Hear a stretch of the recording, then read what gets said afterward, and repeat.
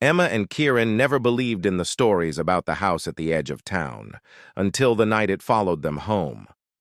Shadows moved where there should be none, mirrors reflected things that weren't real, and a smile appeared behind them that didn't belong to anyone alive. They ran, but the darkness was patient, and now it's watching you, too. I never believed in the stories about the old house at the edge of town.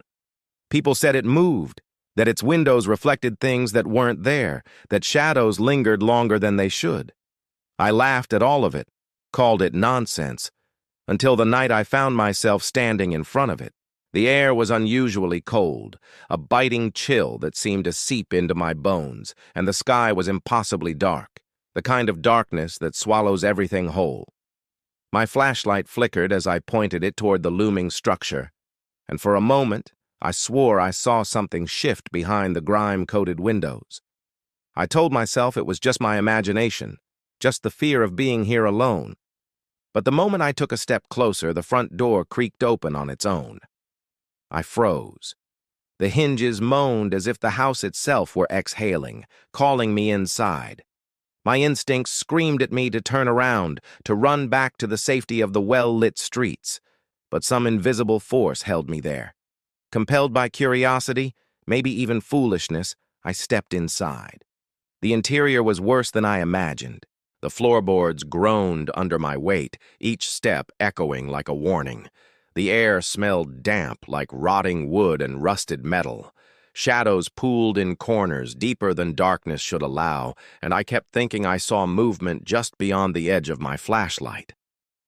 I told myself it was only tricks of light, only my mind playing games, but the feeling of being watched grew heavier with every step. Then I saw it. A mirror in the far corner, cracked and filthy, leaning against the wall as if it had been discarded. I approached cautiously, heart hammering so loud it felt like it might burst from my chest. The reflection staring back at me wasn't quite right. My face looked normal at first, pale and anxious, but then my eyes shifted, unnaturally wide, and the corners of my mouth curled into a smile I had never made. I stepped back, and the reflection mimicked me perfectly, except for that smile, malicious, knowing, as though it had been waiting for me all along. I spun around, convinced something was behind me, but the room was empty. The shadows pressed closer, almost breathing, and I could hear the faintest whisper, like a voice just at the edge of hearing. I held my flashlight tighter, trying to steady my shaking hands. But when I dared look back at the mirror, the reflection had moved again, now leaning forward slightly, eyes locked on mine. I tried to blink, to look away, but I couldn't. It felt like it had a grip on my very soul, pulling me closer with each passing second. Something inside me screamed to run, but my feet refused to move. The air grew colder, heavier, as if the house itself was alive and breathing down my neck. Then the reflection smiled wider, a grin that made my stomach churn and my blood run cold. And for the first time, I understood that whatever was in this house, whatever had followed me here, wasn't human, and it didn't want me to leave. I couldn't sleep that night. Every sound in my apartment set my nerves on edge. The creak of the floorboards, the hum of the refrigerator, even the faint whistle of the wind outside. It all felt amplified, as if the house I had dared to enter had followed me here, lingering in every shadow. I kept picturing that smile in the mirror, twisted and knowing, and the way it had moved on its own, mimicking me but not really being me. I told myself it was impossible, that it was just my mind replaying a moment of fear. But the unease clung to me, thick and suffocating, and I couldn't shake it. Days passed, but the feeling didn't fade. Small things began to happen, things I couldn't explain. Objects I was sure I had left in one place were in another. Doors I always kept closed were open when I returned to the room. The air in my apartment sometimes felt heavier in certain corners, colder near windows I hadn't opened.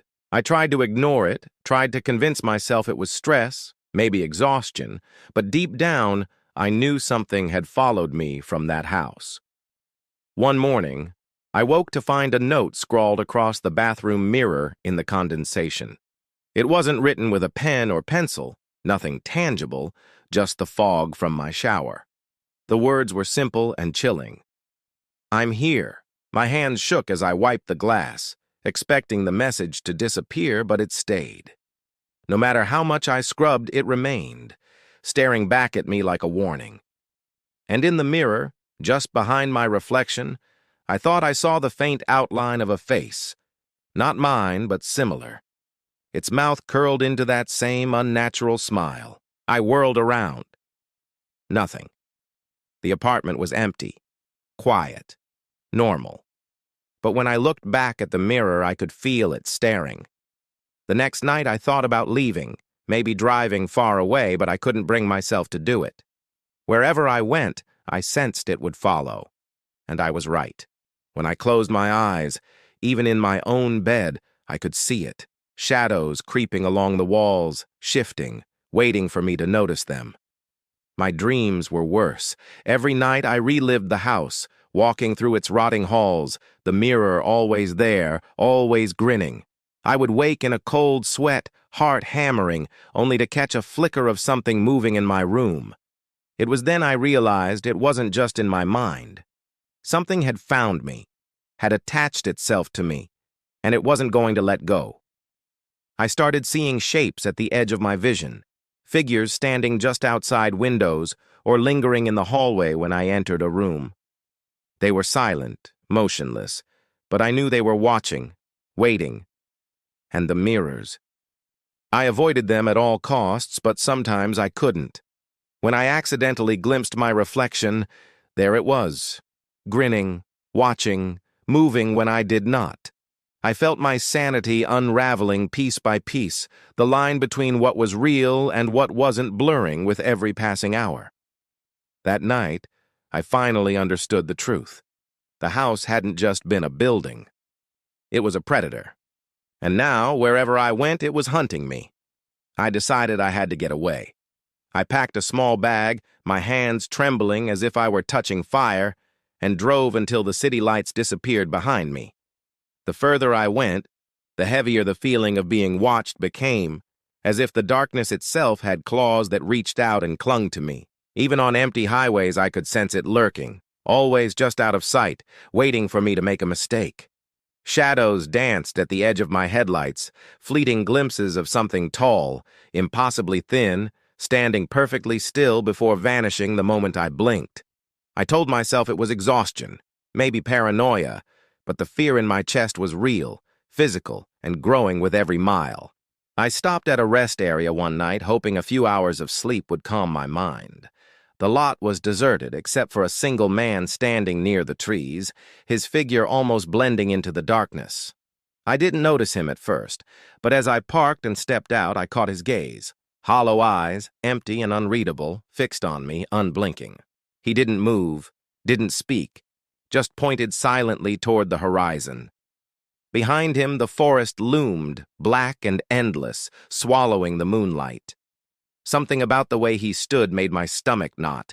I had seen that posture before, in the corners of the old house, waiting, patient, watching. Sleep didn't come.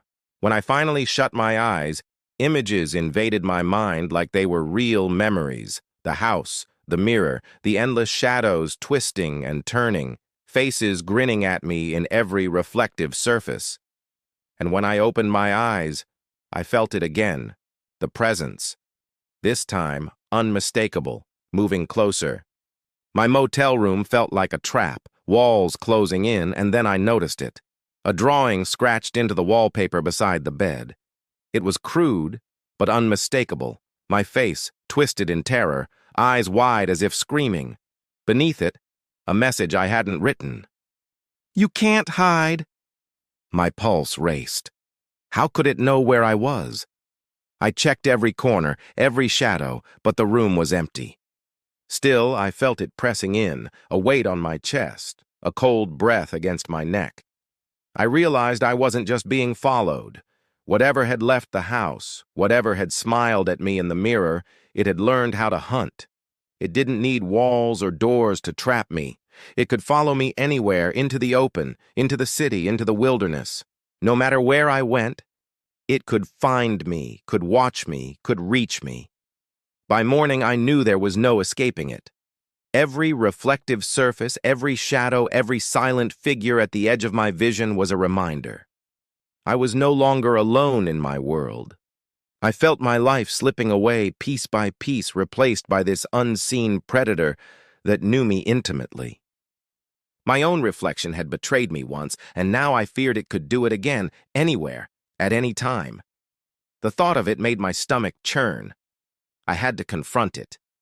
I had to go back. I had no idea why, no reason, no plan, but I understood one thing with terrifying clarity. The house had just followed me. It had claimed me.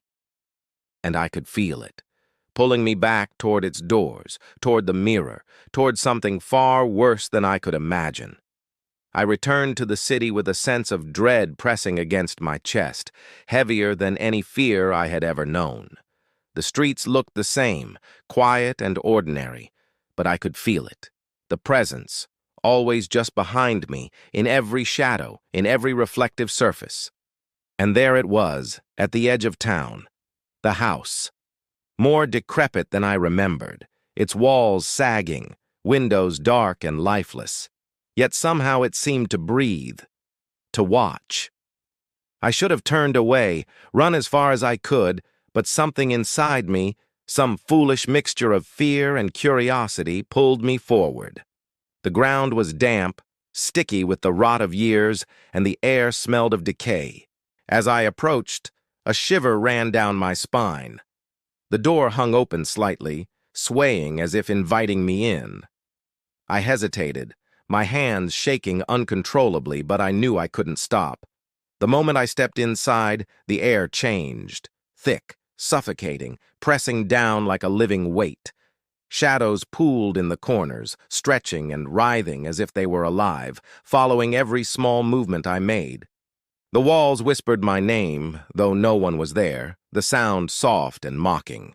Every step echoed through the empty hallways, the floorboards groaning beneath me, warning me to leave. I wanted to run, but my feet felt like stone. In the far corner of the main room, I saw it again. The mirror. Cleaner now, almost pristine, leaning against the wall as if it had been waiting for me all along. I could see my reflection, pale and terrified, but it wasn't just me anymore.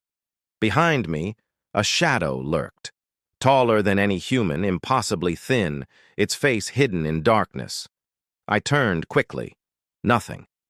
When I looked back, the mirror reflected it perfectly. I could feel its eyes on me even though I couldn't see them.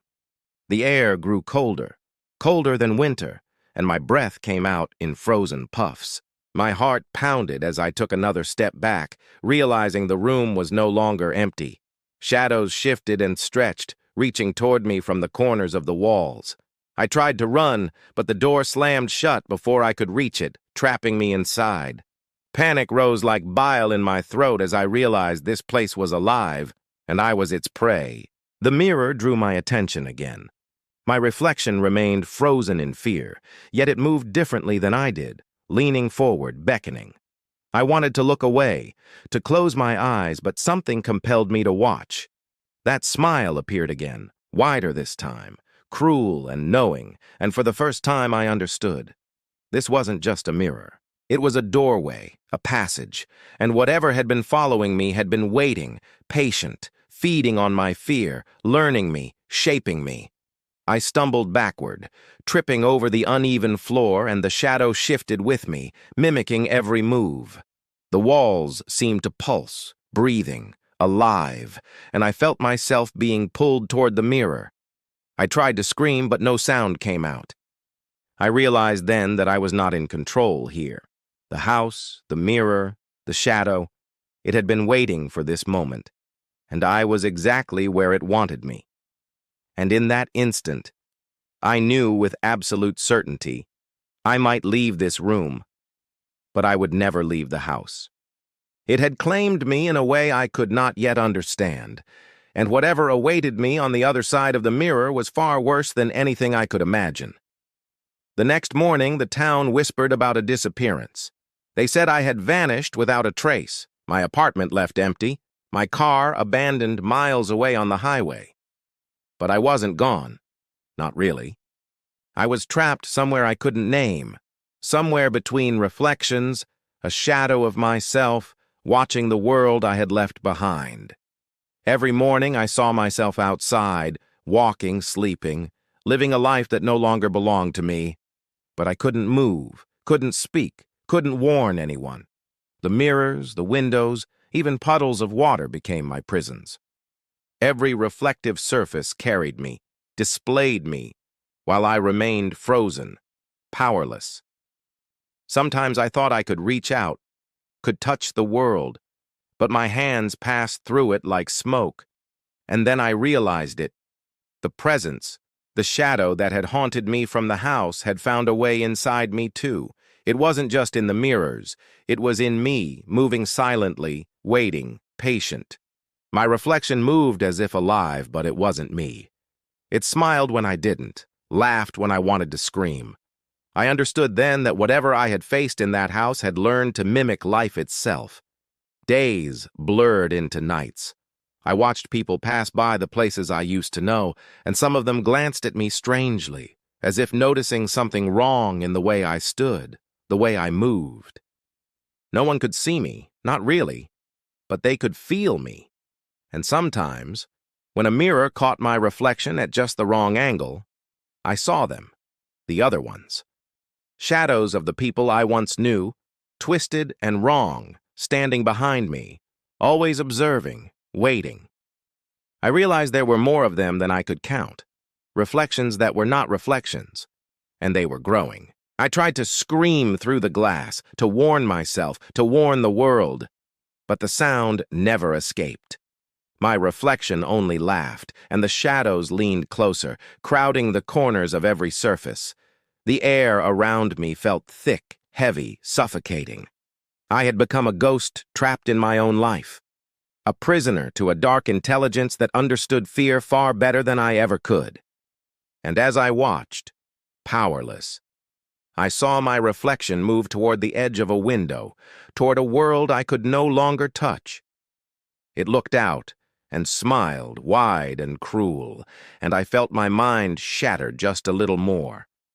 Then something new appeared, a flicker of movement, something darker than the shadows themselves, shifting behind the reflection. I wanted to look away, but I couldn't. It was there, patient, watching, learning, waiting for the moment it could step fully into my world. I realized, with a cold, piercing certainty, that this was not the end. It was only the beginning. I was still alive, in a sense, but what would emerge from the mirrors, from the shadows, would not be me. It would be something worse. And somewhere deep down, I knew that one day someone else would see me in a reflection, and they would know, too late, that the house had not released me. Every mirror I pass now, every glass, every window, is a doorway. I see it waiting, I feel it pressing, and I know it is patient, and it will not rest. And when it finally steps through, no one will be safe.